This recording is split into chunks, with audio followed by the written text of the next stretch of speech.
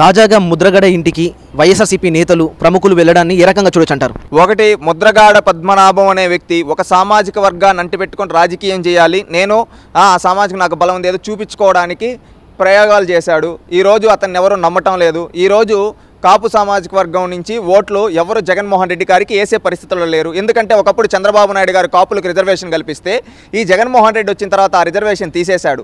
అదేవిధంగా అనేక కాపులపైన దాడులు చేశాడు.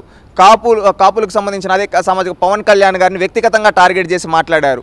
అదేవిధంగా కాపు సామాజిక వర్గంలో అనేక మందిని వ్యక్తిగతంగా టార్గెట్ చేసి అనేక రంగాల్లో ఉండే వాళ్ళని దాడులు చేసి ఈ విధంగా చేశారు. అందుకని ఈరోజు కాపులు ఎవరు జగన్ నమ్మే పరిస్థితి లేరు. అందుకని తమ పార్టీకి కోవట్టైన ముద్రగడ పద్మనాభంని ఎలాగైనా తమ పార్టీలోకి అంటే ఇన్ని రోజులు కోవట్టగా ఉన్నా ఇప్పుడు మా పార్టీలోకి వచ్చి మా పరిస్థితి అగమ్య గోచర స్థితిలో ఉందని చెప్పి అడుక్కోవడానికి ఈరోజు వెళ్ళి తీసుకొని వీళ్ళు ఎవరు ఈరోజు ఆయన మాటలను ఓట్లేసే వాళ్ళు ఎవరో లేరు.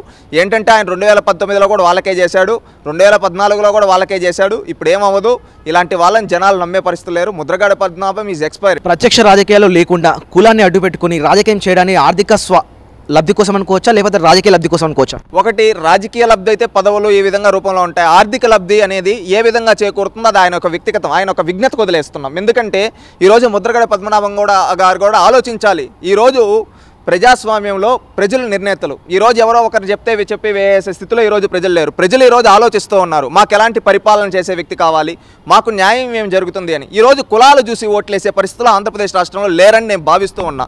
గతంలో అనేక రకాలుగా కాపు ఉద్యమానికి వారధిగా నిలిచిన ముద్రగడ గారు ఇప్పుడు ఎందుకు దాన్ని ముందుకు తీసుకెళ్లడం లేదంటారు? ఒకటి, ఆయన ఏంటంటే చంద్రబాబు నాయుడు గారు లాంటి వ్యక్తులు మంచి మనుషులు అధికారంలో న్యాయం జరుగుతూ ఉన్నప్పుడు పోరాటాలు చేస్తాడు. ఇప్పుడు జగన్మోహన్ రెడ్డి ఒక సైకో, మాట్లాడితే ఇతను లేపేస్తాడు. అందుకని భయంతో ఈయన చేయటం లేదు. ఒకటి, మీరు చూస్తే ఇదే ముద్రగడ పద్మనాభం ఇప్పుడు రిజర్వేషన్ చేస్తే ఒక్కరోజన్నా మాట్లాడటం లేదు. ఎందుకు మాట్లాడితే ఏమన్నా చేస్తారు. అదే చంద్రబాబు నాయుడు గారు ఉండేప్పుడు ఆయన న్యాయం చేస్తూ ఉన్నా ఇంకా అరిచేది, రెచ్చగొట్టేది. ఇప్పుడు ఎందుకు చేయలేకపోతున్నాడు? భయం. ఇలాంటి వ్యక్తులు రాజకీయాల్లో ఒక చీడపురుగులు. ఇలాంటి వ్యక్తుల్ని మనం సమాజం నుంచి వెలివేయాలి. నేను రాష్ట్ర ప్రజలకి అదేవిధంగా యువతకి మనల్ని చదువుకున్న వాళ్ళకి చెప్పేది ఏంటంటే, కులం కూడుపెడదు, గుణం గుర్తింపునిస్తుందంటారు పెద్దలు. అలాంటిది ఈరోజు కులాన్ని అడ్డు పెట్టుకొని రాజకీయం చేసి ఇలాంటి వ్యక్తుల వల్ల ఏ ఒక్కరికి లాభం లేదు. వీళ్ళ వల్ల ఆ కులంలో ఎవరన్నా పేదరిక నిర్మూలన అయిందా? లేదు. వీళ్ళు ఆ కులంలో ఉండే ఎవరన్నా పేద పిల్లల్ని చదివిపించారా? లేదు. కానీ వీళ్ళు ఏంటంటే వీళ్ళ రాజకీయ లబ్ధి కోసం, వీళ్ళ లైమ్ లైట్లో ఉండడం కోసం కులాన్ని అడ్డు పెట్టుకొని ఇలాంటి నీచ రాజకీయాలకు దిగజారుతూ ఉన్నారు. ముద్రగడతో వైఎస్ఆర్సీపీ నేతల భేటీని కాపు ఓట్లు చీలికనే అనుకోవచ్చా? ఒకటి, కాపు ఓట్లు చీలిక అంటే నేను ఒకటి చెప్పదలుచుకున్నది క్లారిటీ ఏంటంటే, ఇప్పుడు ప్రస్తుతం ఉన్న ఆంధ్రప్రదేశ్ రాష్ట్రంలో ఇప్పుడున్న టెక్నాలజీ రంగంలో కులాన్ని చూసి ఓటేరని నేను నమ్ముతూ ఉన్నా.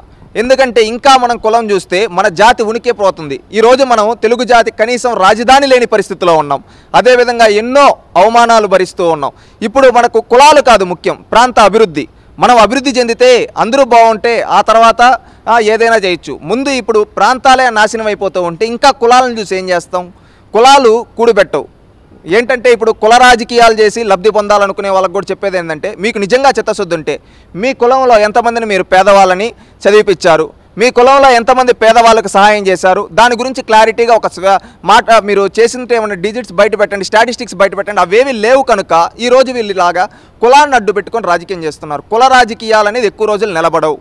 ఎందుకంటే ఆంధ్రప్రదేశ్ రాష్ట్రంలో ప్రజలు కూడా గ్రహించాలి, మనకు రాజధాని అనేది ఉండాలి, అదేవిధంగా మనకు పిల్లలకు ఉద్యోగాలు ఉండాలి, రైతులకు నీళ్ళు వచ్చి పంటలు పండించుకునే స్థాయికి రావాలి. ఈ విధంగా ఉన్నప్పుడు రాష్ట్రం బాగుపడుతుంది. కులం చూసి ఓటేయద్దండి. మనకు కావాల్సింది అభివృద్ధి చూసి ఓటేయండి, ఆ వ్యక్తి క్యారెక్టర్ చూసి ఓటేయండి, క్యాలిబర్ చూసి ఓటేయండి, అంతేగాని కులం చూసి ఓటేయద్దండి. ఈసారి ఎన్నికల్లో డబ్బు ప్రభావం ఎంతమేరకు కనిపిస్తుంది అంటారు, ఓటు కొనడానికి ఓటు తీసుకోవడానికి?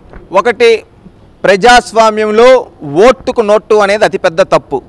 ఈరోజు ఓటు అనేది నువ్వు డబ్బు తీసుకొని వేస్తే రేపు నువ్వు అతన్ని ప్రశ్నించలేవు. ఎందుకంటే అతను అంటాడు, నువ్వు నాకేమన్నా ఊరికే ఓటేసావు, నేను డబ్బులు ఇస్తేనే కదా వేసావు అంటే ఆ రోజు నువ్వు మొహం ఎక్కడ పెట్టుకుంటావు? అదే నువ్వు ₹1 కూడా తీసుకోకుండా ఓటేస్తే, నిజాయితీగా నీకు మనసుకు నచ్చిన వ్యక్తికి నువ్వు ఓటేస్తే ప్రజాస్వామ్యంలో నువ్వు ఎవరినైనా నిలదీయొచ్చు. నేను నీకు ఓటేసా, నువ్వు నాకు మేలు చేయలేదు, అందుకని నేను నిన్ను నిలదీస్తున్నా అని సూటిగా చొక్కా పట్టుకొని కాలర్ పట్టుకొని అడగచ్చు. ఆ హక్కు మనకు రాజ్యాంగం ఇచ్చింది. అందుకని ఓటుకి నోటు చూసో లేదా కులాన్ని చూసో కాదు మనం వేయాల్సింది, అభివృద్ధిని చూసి, నాయకుడి యొక్క క్యారెక్టర్ని చూసి ఓటేస్తే ప్రాంతం బాగుంటుంది, రాష్ట్రం బాగుంటుంది. ఆటోమేటిక్గా అన్ని నియోజకవర్గాలు అభివృద్ధి చెందితే రాష్ట్రం అభివృద్ధి చెందుతుంది.